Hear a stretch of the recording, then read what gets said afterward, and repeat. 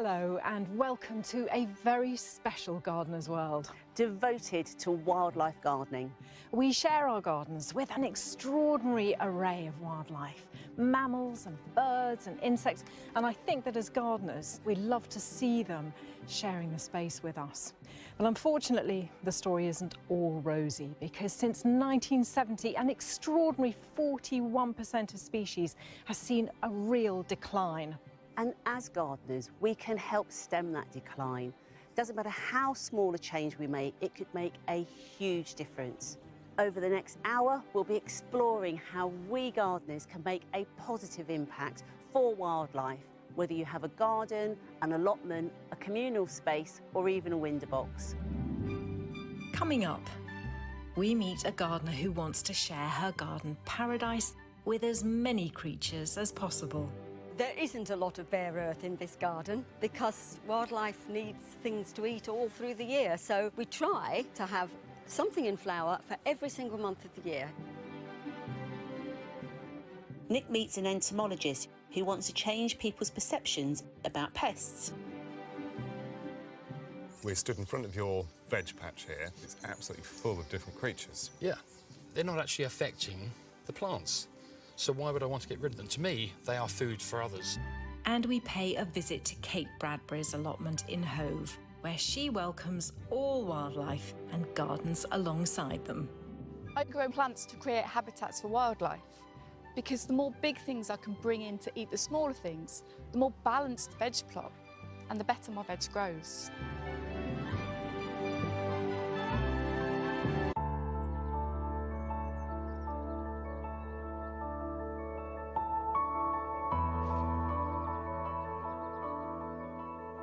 So why should we care about wildlife? Why is it so important? Well, the most recent State of Nature report, which is a kind of collective health check on wildlife across the UK, made for pretty grim reading actually. It showed that 15% of species are at risk of extinction and 2% have already gone forever. So that is worrying. But the great thing is that gardeners can do something to help. Our gardens represent a vast living landscape, and with an estimated 23 million gardens in the UK, they cover more space than all the nature reserves combined. But how do you go about creating a wildlife-friendly garden? We've come to Safe Fannon Farm in Flintshire to visit author and conservation volunteer Jan Miller-Klein, who's been a passionate wildlife gardener for 3 decades and has planted and managed this former farm to attract and enhance the wildlife in the area, creating havens for butterflies and other insects that form a sustainable ecosystem. So what would you say are the key things that one should do to try and attract wildlife to the garden? You need food, so growing the plants that they need to eat. You need water, which, you know, you can do with a very small little dish. It doesn't have to be a big pond. And you need shelter and somewhere for them to breed. And also you need different temperature gradients. A garden is actually rather like the woodland edge or a small clearing in the wood. And it's got all these different levels of trees, shrubs, smaller plants. And the insects have got lots of mini habitats they can move about in to be able to function, because of course they're cold-blooded, they don't make their own body heat like mammals do, so they have to be able to move between different areas to get the right temperature to operate. So even a small garden has lots of different micro-habitats where insects can find the optimum temperature. Can you tell me some of the species you have here? The mammals, the birds, the insects, what are you seeing? I've got about 25 species of butterflies that visit here, and about 3 or 4 of them are scarce butterflies. Some of the skipper butterflies hibernate as pupae in the stems of dead grasses from last year. So if you cut or mow the grass every year, you break the life cycle. So I think that's a really important principle, is just don't do it all at one go. Just do parts of it one year and the other part the next year. But what happened accidentally, I didn't realise what I was doing was creating the ideal habitat with the dead grass for voles and mice underneath, and that brought in the barn owls and the kestrels and the small mammals. Weasels we've got, weasels and stoats, and we've got a huge badger set in the wood. It's just fascinating. The more you learn about it, the bigger it gets. The whole ecology is interconnected. It's that sort of thinking of all stages in an insect or mammal's bird's life and catering for that. Absolutely, yes. And, you know, larval food plants is something that people don't seem to have realised until quite recently, that if you don't feed the caterpillars, you're not going to get the butterflies.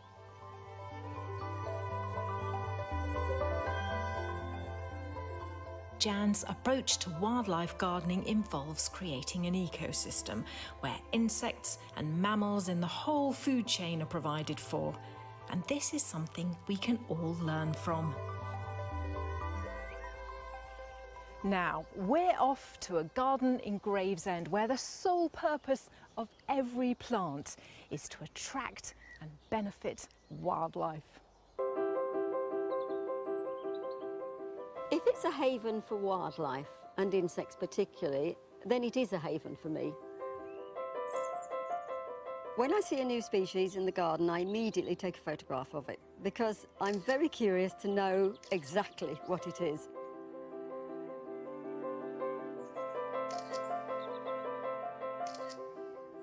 I'm Judith Hathrill, and we're in my garden, and I call it the Windmill Hill Wildlife Garden.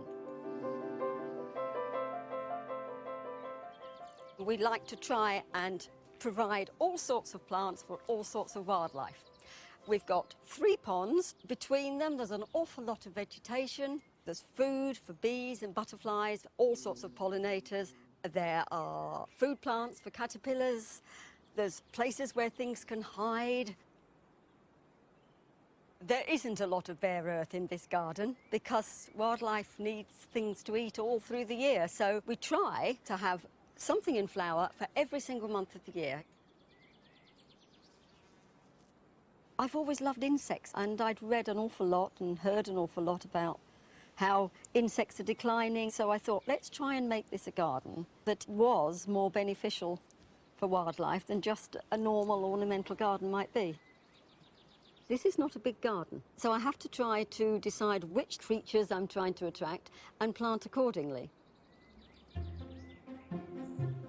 Every plant in this garden has a use. This is purple toadflax. My mission in life is to protect the toadflax brocade moth.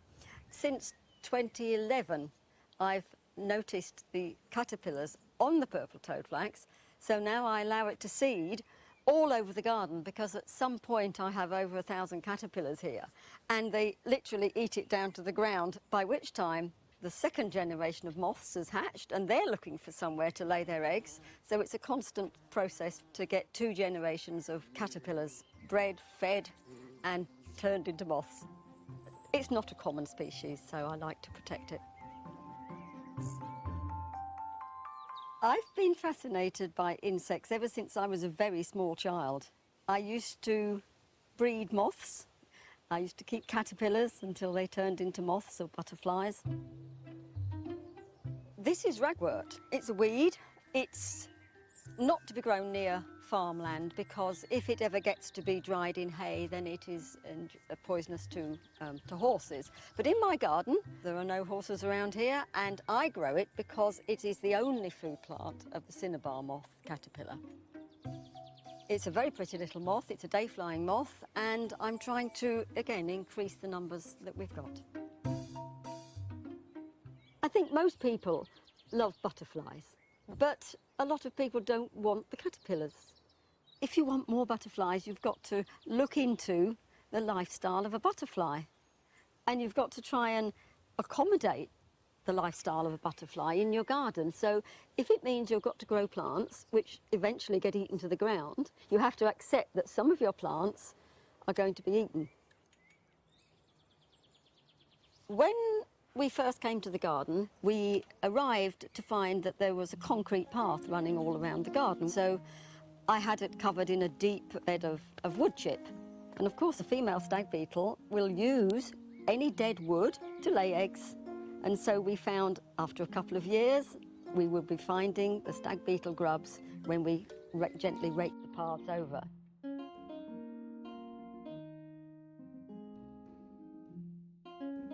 You must have water in a wildlife garden. It is the one essential. Let's see if we can find any frogs. Ah, yes, I think we've got one here. Can you see how tiny he is? You look at the size of the tadpoles, and then it turns into this little frog. It makes me laugh, the fact a great big fat tadpole turns into something that size. I've made sure all around both ponds there's lots and lots of long grass, because of course when the young frogs and toads and newts leave the water, they want to find somewhere safe. Also, if it's sunny, you'll see lots and lots of blue damselflies here. They will lay their eggs on the pondweed that's just on the surface there. I love to sit looking in the pond and just see what arrives.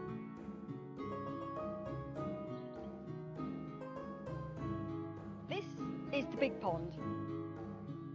It's quite important actually to consider how you build it, because we don't want anything with steep sides where hedgehogs could fall in.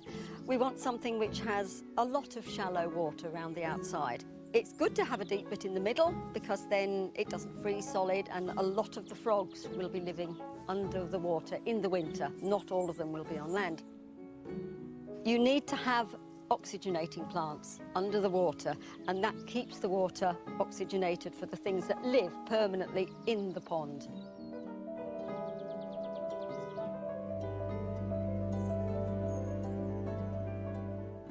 If you've only got a very, very small space, then it's still important to provide water. And it's not just for things like frogs and newts. Bees and wasps will drink water. The most important thing you can do in a garden is leave the food chain intact. Everything from the smallest, tiniest little creature is dinner for something a little bit higher up. And you'll find that the natural predators will come along. What gives me the most pleasure is seeing the species that I've provided for returning or coming for the first time, growing something new and seeing that it actually works, that, oh, there they are.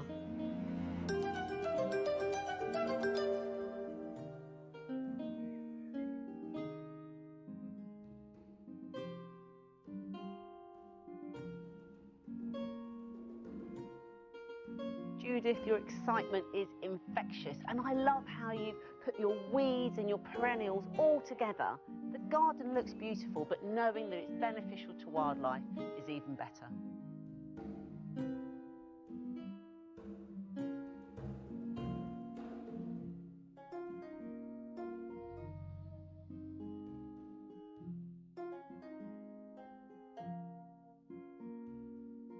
It's so exciting, isn't it, to go to the garden centre and be bedazzled by an array of plants. And there's all this choice of colour shouting at us. But if we pay a little bit more attention to the plants that are there, we could actually make sure we can bring more plants home that will be better for beneficial insects. So what are the things to look out for? Well, things like a single flower, like this. And what I mean by that is that it hasn't got lots of petals that are hiding the stamen. You want it to be nice and open so that the pollen and nectar can be accessible to things like bees.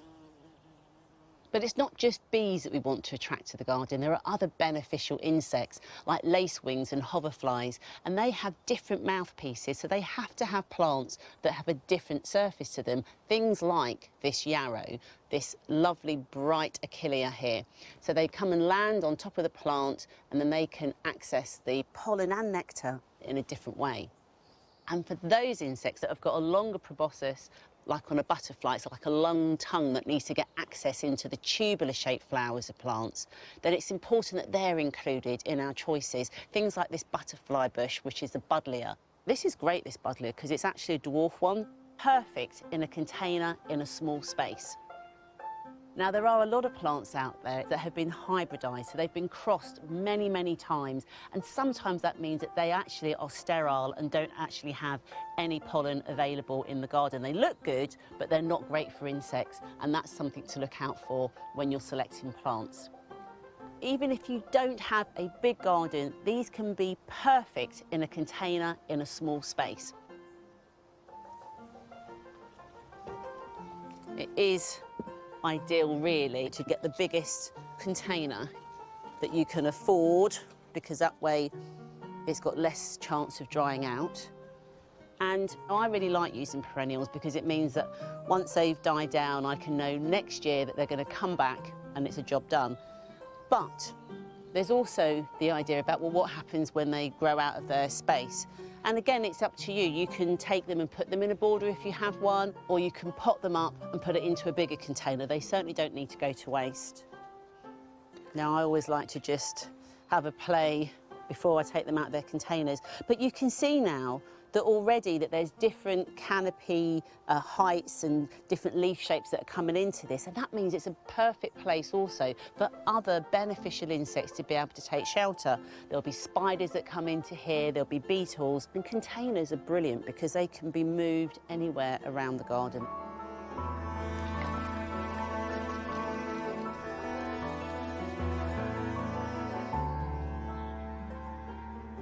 Now it's time to visit one of your gardens. And this one has a lot of nocturnal visitors.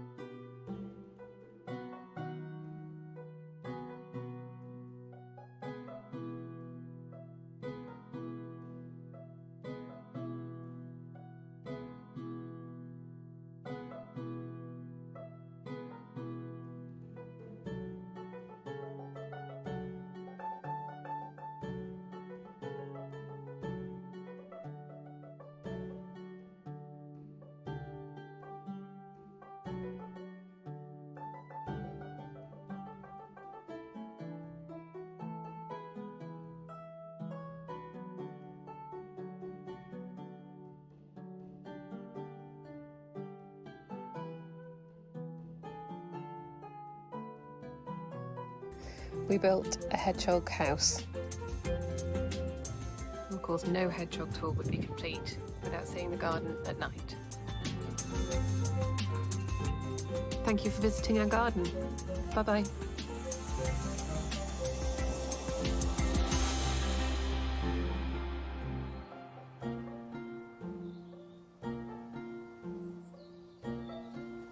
Charlotte's garden absolutely fizzes with life, and I love those nighttime cameras. I want to get one and just see what's going on in my own garden at night. Wonderful. And of course, it's not just the creatures that are scampering around on the ground, it's the things that fill our skies that are important too. The insects and, of course, the birds. So doing whatever we can to get as many birds into our garden and keeping them happy all year round is really crucial. So that means providing some sort of water for them to drink and to bathe in. Could be a bird bath, could be just a simple dish that you put on the ground. And feeding them regularly, because they get used to coming back to certain gardens if they know that the food's going to be there. The other thing is that the RSPB recommends that if you've got the space to have a tree, ideally something over about 2 meters in height, because they provide so much. There's shelter and also very often wonderful berries like this, so you've got food as well. And if you haven't got space for something that's about 2 meters or above, then perhaps a wall train shrub. Could be a pyracantha or a cotoneaster, which is also smothered in bees. Any of those things provide these wonderful berries. And then you'll find also that you get along the base of them slugs and snails sort of hiding beneath. And again, they provide food for the birds through the winter. So you've got the whole thing, the shelter, somewhere to build a nest, the food source, and it all comes together beautifully.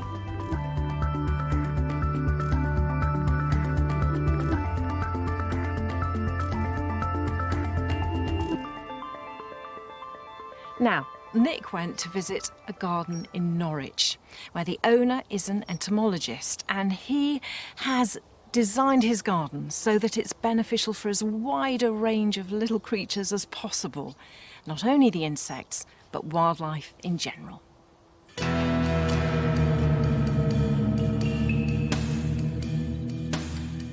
No doubt you've seen these in your garden. You might fear them, or sometimes you might just feel revolted. Or for some people, it can even lead to hatred. Today, I've come to meet a man who's really keen to change our perception between what's friend and foe in the garden. Dr. Ian Bedford is a retired entomologist and passionate gardener, and he believes with a few tweaks to the way you garden, you can welcome in a much, much wider range of wildlife.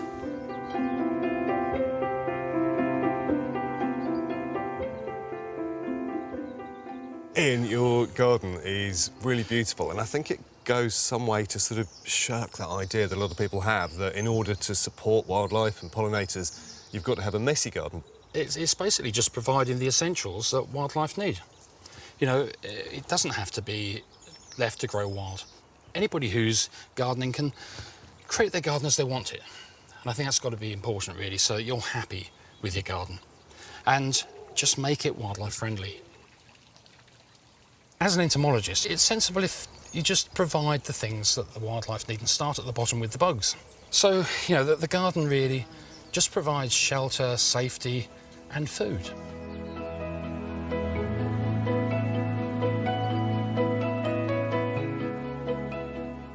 You know, the key thing is that they've got to be safe. There mustn't be toxins in the garden, so things come along and perhaps, you know, have a feed on the nectar and pollen and pick up a systemic pesticide. We're stood in front of your veg patch here. It looks pretty traditional in terms of its layout, but what I notice about it that's a bit different is it's absolutely full of different creatures. Yeah, because they're not actually affecting the plants. So why would I want to get rid of them? To me, they are food for others. So, and you know, we've seen here that we've got black bean aphids on the broad beans, but we've also got ladybird pupae, we've got ladybird larvae. So it's working. You know, we're attracting in the next layer of that food chain. This is, of course, Meconopsis cambrica, or the Welsh poppy. It's Yes. absolutely covered in insects. Yes, the little pollen beetles. And they're attracted to this colour yellow. In fact, they caused a problem for Norwich City Football Club a few years ago when they changed the colour of their shirts. I remember wearing a yellow T-shirt as a child and being smothered in them, yeah. It's amazing, isn't it? But they're not doing any harm.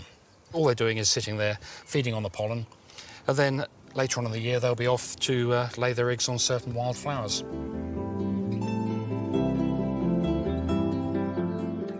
Another way we can encourage biodiversity is to stop thinking of our gardens as just our own. That can be hard, but try to think of gardens as a series of links from the wild landscape into the urban. I like to think of gardens being a stepping stone, so that we can connect these different protected zones through our gardens. For this garden, I have to make sure that I have, you know, shade, got the trees, a lot of ground cover. I've got water, which is essential as well, and you know, the flowers that will sustain the creatures which need to continually feed on nectar.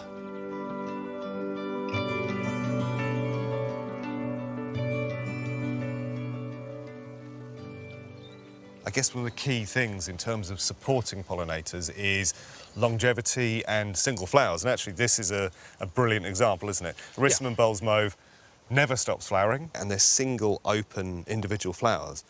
Plants like the rose back here, not so much so, but you can see certain points the centre of the flower is open. But generally, as a principle, single flowers like this are much better. Actually, the hedge as well. It can provide home to all sorts of species. This area that hasn't been clipped is absolutely full of birds' nests. I see the butterflies that come in. And then under the hedge, little bumblebee nests. So I think, you know, managed properly, Lelandii can be good. And you'll notice also that I've let ivy grow up through it. Well, that's because we've got populations of holly blue butterflies here, and part of their life cycle involves ivy. The Lelandii hedge is a very important part of this wildlife garden, and yeah, you can see the birds coming out of there now.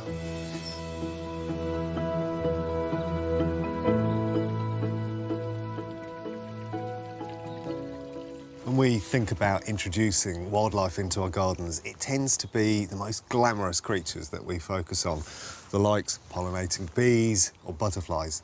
But, as Dr. Ian says, it's often the less attractive, less glamorous creatures that do some of the most important jobs in the garden for us.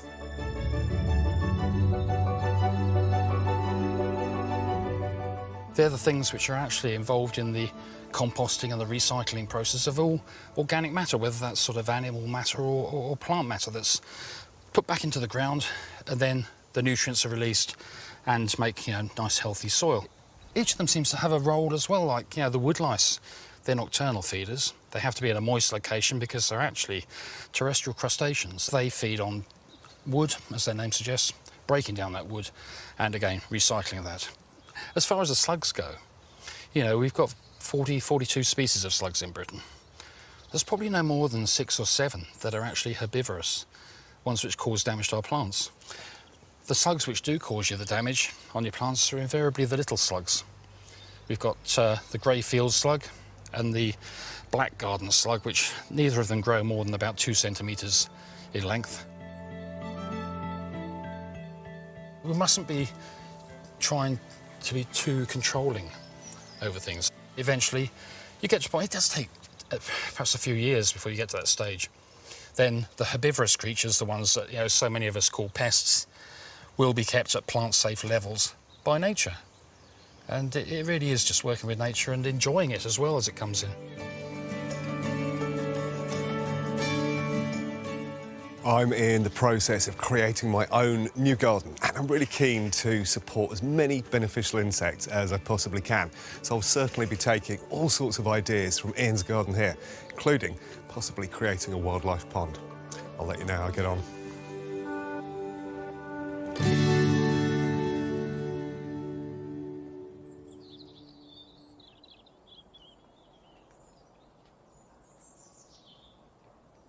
I really love Ian's approach to his garden because he shows us that really we need to reassess what we think of as a friend and a foe. There are no such things as foes, it's all part of one big ecosystem. Now, still to come. Kate Bradbury shows us how she gardens on her allotment alongside an array of wildlife. This tiny thing here is a hoverfly pupa. And any day now, a hoverfly is going to hatch out of here and join the huge world of the allotment of big things eating little things and keeping my veg healthy. And we visit a garden in the city where the wildlife is flourishing. So here we have a flower crab spider. This spider waits to pounce on its prey, so it kind of tries to camouflage itself in amongst the flower head. It sometimes has an angry face, but it's really not dangerous to us, and they're actually very happy little fellas, especially when they've got a fat hoverfly. Oh, hi, Aaron. What are you doing? Well, I am sieving for soil organisms, and if we look carefully, we should be able to see some of the soil mesofauna that have come out. These are creatures that are still big enough to see, but they're small enough to fit through the holes in this sieve. Ah. So if we have a look, we might see something moving, and if you can see it moving, you can hoover it up with the pooter. So, there's one. You can see it's got little black body and red legs. Yeah, got it. I'll see if I can get it up the pooter. There we go. Go on, it's up there. Captured. There's so many little creatures, aren't there? Well, these ones you can actually see, but of course, in amongst the soil, there are huge numbers of microorganisms that include bacteria, fungi, nematodes, tardigrades, rotifers. But to see those, we'd need a microscope.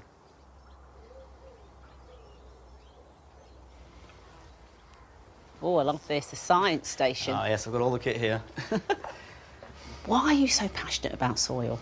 Well, we actually need soil to do a lot of jobs for us. We need it to decompose waste, we need it to store carbon, we need it to hold on to water and release nutrients. And all of those are things which gardens need to have in order to function. So really, without soil, there would be no gardens. So I don't know if you'd like to have a quick look at some of the creatures that we've found. Definitely. So down here, I've got some in a petri dish that I collected earlier. I'll see if I can line one up for you and see if we Things can... moving already just from That's here. right. I mean, the soil is very much alive. OK, there's one there. I'm just going to shine a light on it so you get a good view. Oh, wow. That's one of our oribatid mites. They're also known as moss mites. And although it looks a little bit like a spider, that's actually a decomposer. So what it does is it munches away on the fungi and the bacteria that are eating rotting wood or rotting leaves. So the dung that comes out of the back end of these little organisms is a rich source for nutrients and also can really hang on to water in the soil as well. And it's being deposited at a really small scale right next to the plant roots where these creatures live. And that is amazing. I mean, there's actually so many other things as well that I can see just on the move. Oh, that's right, yes. We've got springtails in here as well. Springtails are also decomposers. We've also got predators as well in the soil. That one there you can see is a predatory mite, and that will roam around. It's rather like a robot until it finds a springtail and it will grab it and effectively tear it to pieces. Oh my gosh, look at this. But even those are useful in the soil because, of course, we don't just have beneficial organisms in the garden, we do have some pests. But if you've got a wide variety of different predatory organisms, they can actually help to control root pests, for example, on your plants. So having a good diversity of predators is really important.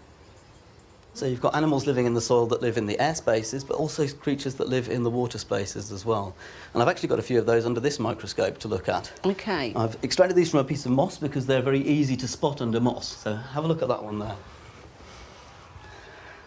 Now that looks incredibly Alien? crazy. Yeah, alien. I feel like I'm in a different world. So that's a rotifer that you're looking at, and it's got a pair of organs on its head which are covered in little hairs, and it washes soil organisms like bacteria into its mouth using those hairs. And the way it moves them, it almost looks like that it's got wheels on its head, and that's where the name comes from, rotifer. They're sometimes called wheel animals. Wow. So that's a filter feeder in the soil. As gardeners, you know, we are doing our best to improve the wildlife that we see, you know, the birds and bees and mammals, etc. But there's this whole other life going on, isn't there? There's other life force. Most of the wildlife in the garden, arguably, is actually in the soil. So if you're interested in trying to conserve that wildlife, firstly, all organisms need food to live. So when you're putting compost or manure into the soil, or even just letting your grass clippings lie on the lawn, you're providing a source of food for soil organisms. But another thing that they really don't like is too much disturbance. If you start to disturb the soil, it's a little bit like an earthquake happening to these creatures. So no-dig approaches to gardening are really quite beneficial for soil organisms. Well, it is fascinating to see the very thing that we can sometimes, I guess, almost take for granted. We think about our plants, we want them to grow, but there is this living web that's going on underneath. It's just been brilliant to see it.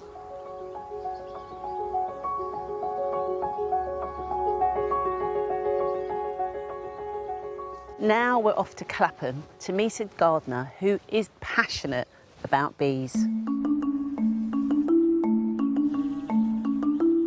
This is a little common carder bumblebee, and it's rather cold, sadly, on this day today, so kind of on my hand it's just warming up a little bit. It's quite a nice little encounter.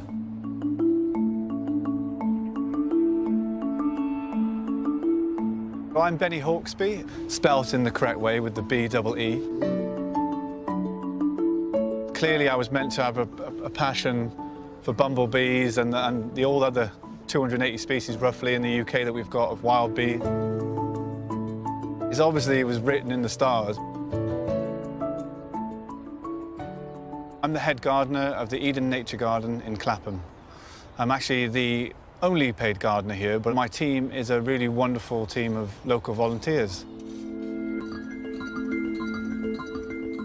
It is a little Eden. It's a little oasis in the heart of London. Some people say it's a slice of the countryside, but in many ways it's got more diversity than the countryside. This is technically church land, it's consecrated land. The site is divided into two halves, so the church proper, and then the nature garden this side. Before I got here, this was a bare, empty site, a dumping ground. And my predecessors started to build up a really special place here in the heart of the city where people could come and respect it and enjoy it. main focus is to attract as many different species into the garden as possible. We don't follow the entire horticultural rule book. We embody a controlled wildness, and that's not always easy to achieve. You can't just let an area completely go feral. You've got that degree of management. One of the really basic things of a wildlife garden is to try and not just think about how the wildlife will eat and forage. It's about where they're going to reside and where they're going to nest. So we are trying our absolute best to provide all kinds of habitat in the garden. So this is one of our long herbaceous borders. It's got a real mix of some of your garden classics, but interspersed we've got lots of kind of wild native planting. Not everything you'd classify as a garden plant. Your green alkanet, your viper's bugloss, a very, very nice plant. Black horehound is definitely not a plant that most people would grow, but a little bit of it is really nice for bees. So this phlomis is a lovely plant, good for pollinators. What I've got here is not through my lack of pruning or laziness, it's some intentionally left stems. By the horticultural book, you'd be cutting those back after they've flowered, after they've set seed, but they're really good as little mini insect hotels for spiders, little beasties that can reside in there in the colder nights or through the winter even.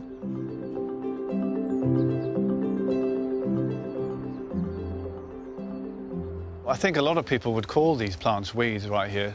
You know, your hogweed, your ribwort plantain, your jack by the hedge or your garlic mustard, but they're really, really key plants in a wildlife garden. Hogweed must be kept in check, but you can see even right now it's covered in pollinators. Jack by the hedge, we grow it because of the orange-tip butterfly. Now, the caterpillars of the orange-tip butterfly, they really love this plant. They use it as one of their key food sources, and so we try to encourage people to keep some of this in their gardens, and it's a really, really important plant here for us and our wildlife.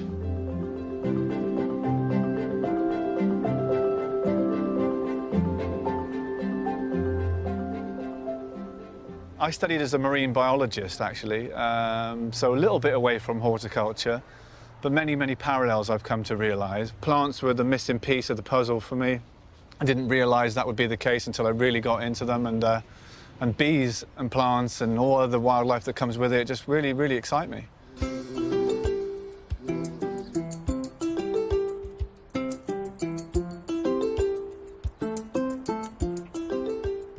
So here we have a flower crab spider. This spider waits to pounce on its prey, so it kind of tries to camouflage itself in amongst the flower head.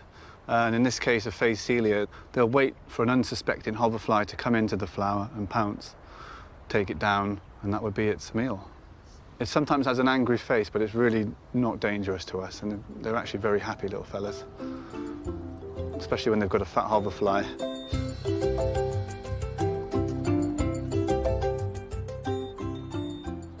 This echinopsis is teeming with bumblebees. I think we've got at least 2 species on there right now. So the buff-tailed bumblebee is one of the most common bumblebees in the UK, a really nice, classic-looking bumblebee, and we've got plenty of them here. The similar appearing cuckoo bumblebees are also more prevalent here right now, but they don't have their own workers, they don't collect pollen, they utilise the hard work of some of the other bumblebees to reproduce. So much like a cuckoo bird, you've got cuckoo bumblebees as well.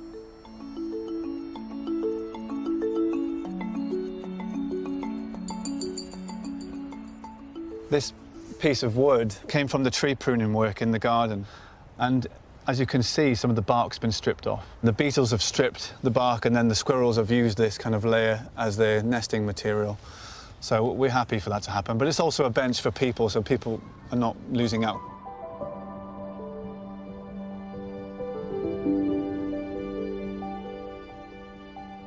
So this was actually a formal lawn, and we converted it into a mini meadow 4 years ago. So now we have a kind of a frog nursery, especially in a damp summer like last year. We had thousands of froglets using it as an area of safety and probably feeding as well. We've had the goldfinches coming down onto ground level using the dandelion seed heads as bird feeders on the ground, which is really exciting to see. You'll often find me staring into the meadow, you know, what's that moving in there? Could be an insect, could be a frog. It is an exciting area, and people do find themselves sitting around the mini meadow just kind of, you know, taking a breath and just watching it, really. We do have some rare visitors in this garden, actually. One of them is a thread-waisted wasp, one of the first records in the UK, around 2016, and we've been seeing it every year.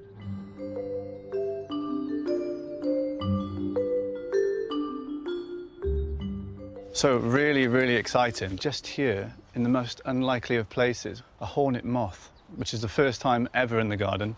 So it's mimicking a hornet, clearly, and I initially did think it was a hornet, just kind of looking at this, but it's a moth, so it's a beautiful insect and it's absolutely harmless. Yeah, this is quite a special insect here, and I've never seen one in London before.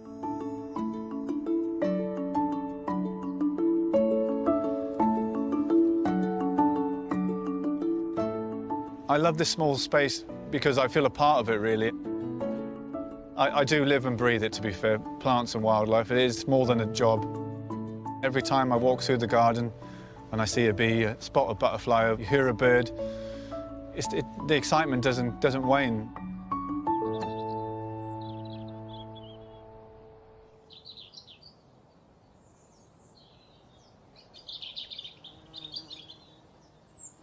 It's great that Benny has thrown away the horticultural rule book and attracted so much into the garden.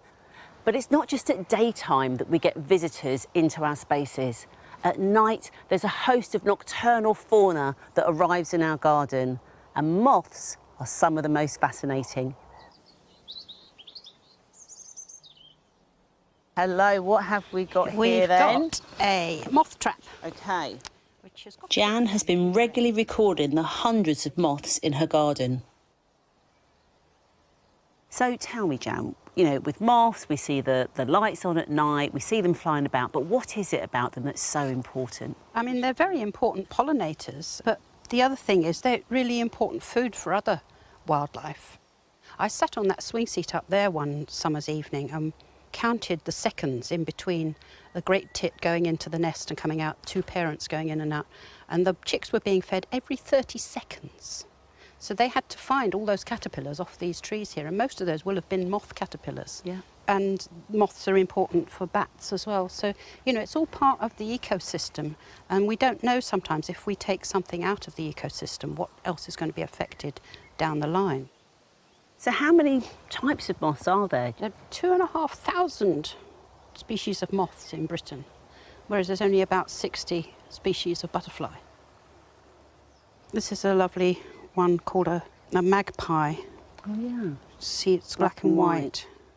They are quite pretty, actually. You could actually think that was yeah. actually a butterfly. Well, you see, scientifically, they're all the same. They're all part Lepidoptera, which just means scaly wings that give the colours and things. Very often it's for camouflage, sometimes it's for attracting females. Can you tell me about the life cycle of moths? They lay their eggs at different times of year, depending on the species. Then the egg can sometimes last all through the winter on the tree that they lay them on, and then they will hatch out in the spring and eat the leaves. Sometimes they eat the flowers, and then they'll pupate, often on another plant. That's why people find these caterpillars walking across the lawn and surprised, because where is it going? Well, that's when it's ready to pupate. It gets off its larval food plant, so because that's where the predators know it will be. So it goes to find a place to hide in the hedge or something. And then they pupate into the moth. So best to just leave them if you find them. Let them get on with their own life cycle. You Bob. So it really is important, isn't it, to be organic in the garden? Oh, because yes. otherwise that must... Because it's going to affect every part of the life cycle. If you've got plants that the caterpillars are eating and it's got insecticide on it, obviously it's not going to be any good. If the blue tit then wants to feed that to their chick, then you're poisoning the blue tits as well. So you have to think about the whole system. As gardeners, Jan, what can we do to encourage moths into the garden? There are a lot of plants you can grow, as with butterflies, you can grow the larval food plants. This wonderful pink rosebay willow herb that I've let invade the garden is the larval food plant for the wonderful elephant hawk moth. This is called a poplar hawk moth because the caterpillar has to feed on poplar trees.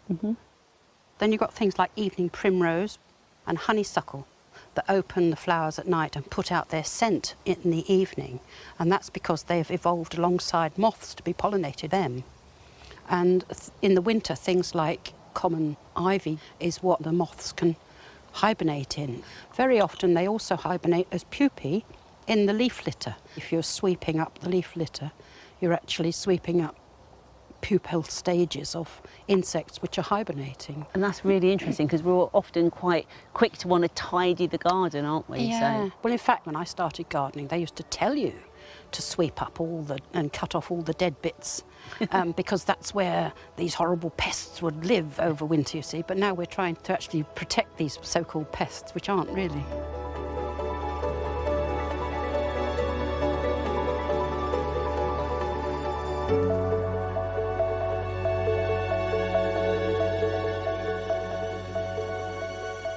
Now it's time to visit one of your gardens. We're off to Shrewsbury. Hi, I'm Chloe. I'm Rory. Welcome to our wildlife garden. When we first came and looked at the house, it's the garden that really wowed us, and really it's the reason that we wanted to buy the house. And to begin with, we really thought, okay, well, there's nothing much for us to do here. More than anything, it's just really a matter of trying to maintain what there already is. But after a number of months, and certainly into the first spring, we realised that actually there was a lot more that we could do, and we could really make the garden our own. One of the best features in the Garden for Wildlife is, of course, the pond, and it's now home for just tons and tons of native creatures, so newts and frogs and damselflies.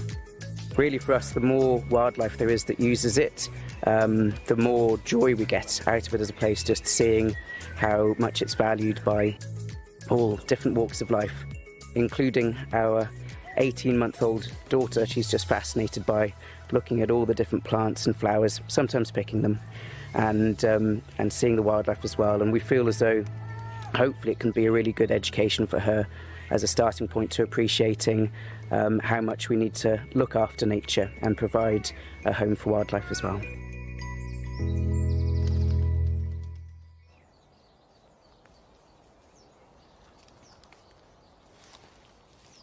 My memories of running across the grass barefoot, I think they're some of the happiest that I have of my childhood. And of course, in the UK, we love our lawns.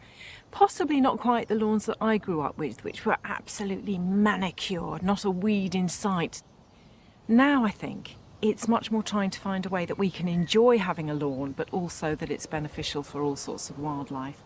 And this, to me, is absolutely the way to go. So there are beautiful wildflowers growing all the way through it. You've got this lovely bird's foot trefoil. Gets its name from once the flowers go over the seeds, they're sort of spread out like the foot of a bird. There's also knapweed. Now here, it's growing to about the height it would get to, still in bud. But there are also really short ones just going through the grass here, and that's because this grass is mown about once a month, so it has time to flower. If you cut it very low and you do that weekly, you'll get slow-growing things like daisies, but not that many. But if you mow once a month, then you allow them to produce plenty of flower, really beneficial for lots of pollinators. And if you don't have a lawn that already has this sort of diversity of plant life in it, then you can add to what you've got by these little plugs. This one is a red clover, again another fantastic plant for nectar particularly. And it comes in just these little plugs. You dig a hole through the grass, pop it in, and they will soon begin to establish and spread. You can also plant self-heal, buttercups and cowslips for a bountiful spring lawn.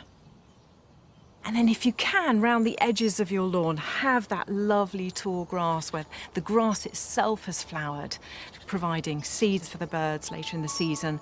That's fantastic, and you've got this wonderful tactile pleasure of being able to sweep your arm through those grasses.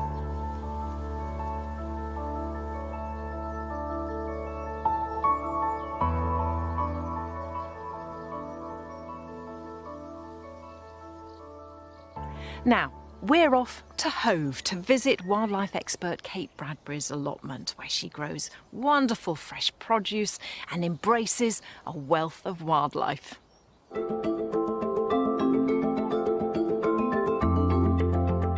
It was 6 years ago that I laid my hands on an allotment. I love it. I've got space to grow all sorts of veg. Courgettes, sweet corn, rhubarb, tomatoes, and lots of beans. I also grow more plants to create habitats for wildlife.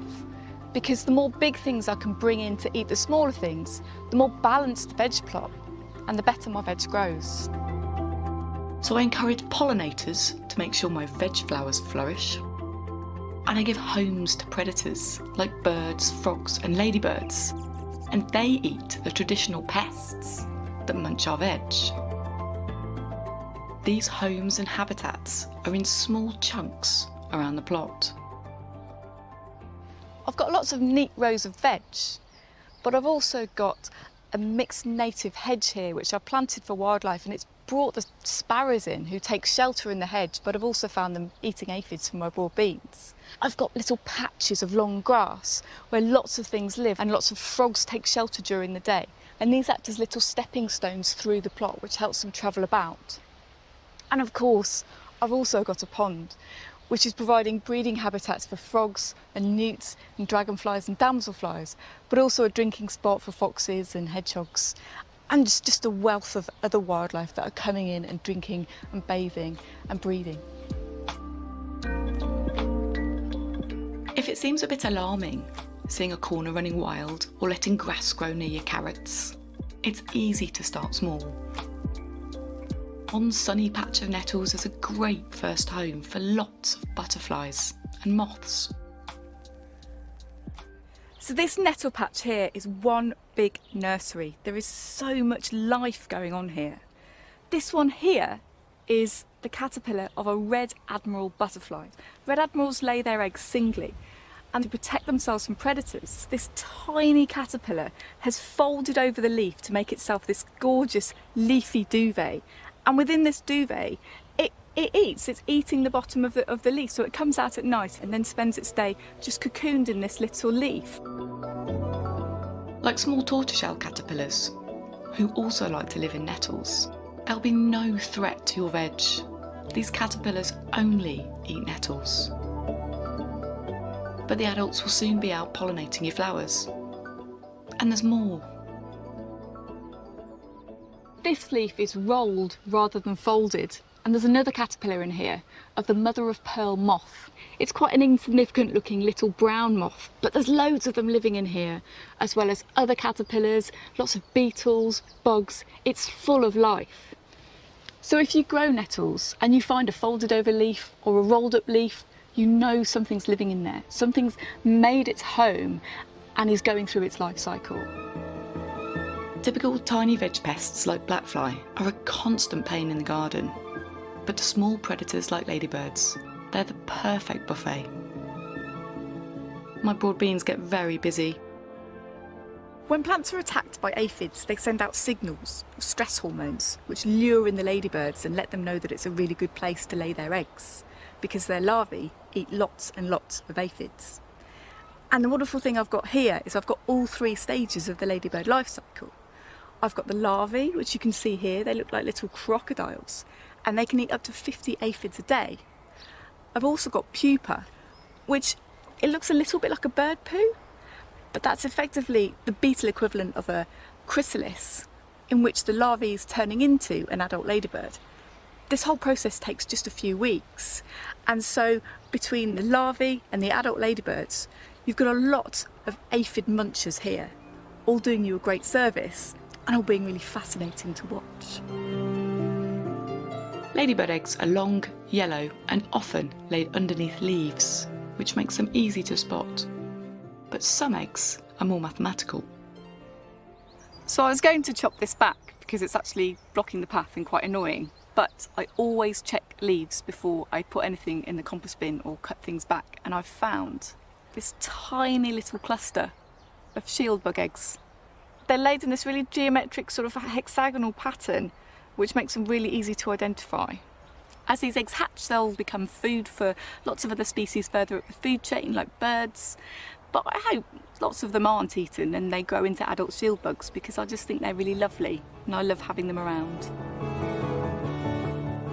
When it comes to protecting your veg from slugs and snails, frogs and birds do a great job, but they're not the only ones.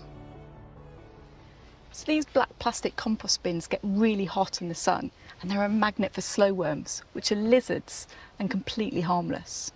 The best thing about slow worms is that they eat slugs.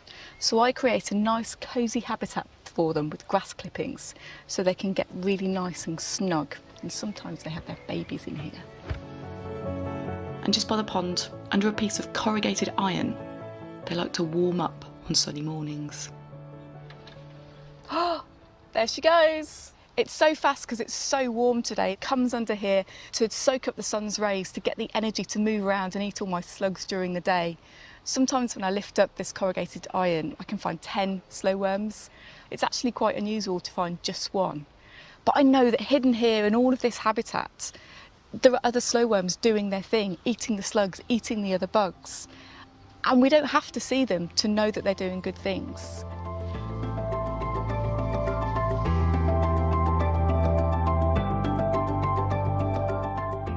My veg plot is definitely not pristine. I have some black fly and the odd nibbled bean, but I also have fewer traditional pests, a buzzing plot, and masses of new life to discover. This tiny thing here is a hoverfly pupa, and any day now, a hoverfly is going to hatch out of here and join the huge world of the allotment of big things eating little things and keeping my veg healthy. And the extra joy that comes from all this is that the more I look, the more I find these wonderful things that are living alongside me. And I love getting to know them, no matter how small they are.